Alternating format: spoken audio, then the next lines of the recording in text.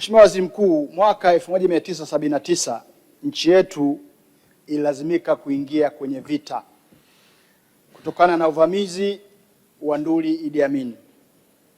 Mheshimiwa Waziri Mkuu, katika hali hiyo serikali yetu ilijikuta imehitaji kufanya mafunzo ya muda mfupi kwa Watanzania waliokuwa na utayari wa kujitolea na kwenda kuipigania nchi yao.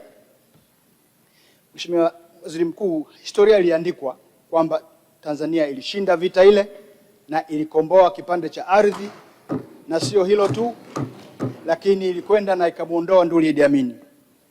Mheshimiwa Waziri Mkuu, baada ya shughuli hiyo wapiganaji waliojitolea waliporudi walihaidiwa angalau watapata kifuta jasho. Mheshimiwa Waziri Mkuu, serikali imekuwa ikichukua hatua na imekuwa ikitoa maelezo ndani ya bunge hili mara kadhaa kuhusiana na hatua inazozichukua, ikiwa ni pamoja na uhakiki wa majina na kuwatambua. Mheshimiwa Waziri Mkuu, swali ni lini sasa wananchi hao walioipigania nchi yao watapata hivyo vifuta jasho?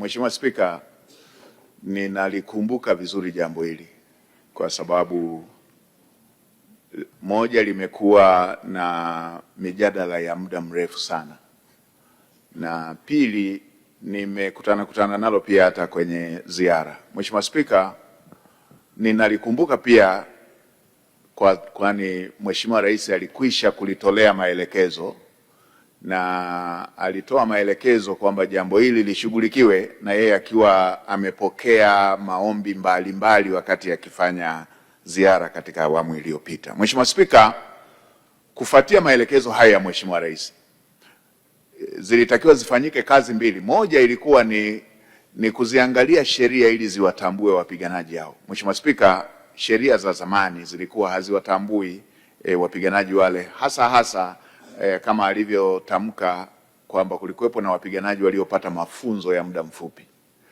Mheshimiwa Spika, hivi tunavyoongea, mwaka jana kupitia tangazo la serikali la mwezi wa 6 mwaka 2025, tangazo la serikali sasa baada ya marekebisho ya sheria kuhusu mafao ya hao maveterani, sasa lilishawatambua wapiganaji hao. Kwa hiyo tangazo la serikali lilishatoka la kuwatambua kupitia Jeni ya mwaka jana Juni, mnamo mwezi Juni. Jambo la pili ilikuwa sasa ni kuwahakiki wapiganaji hao ambao bado wapo, ambao wanatakiwa kunufaika na hatua hiyo. Mheshimiwa Spika, swala la uhakiki pia lilishakamilika, ambapo nikirejea takwimu nilizozipata wakati ule nikiwa kwenye nafasi ya waziri wa fedha, ni takribani wapiganaji 7,200 hivi. Kwa hiyo na swala la uhakiki lilishafanyika.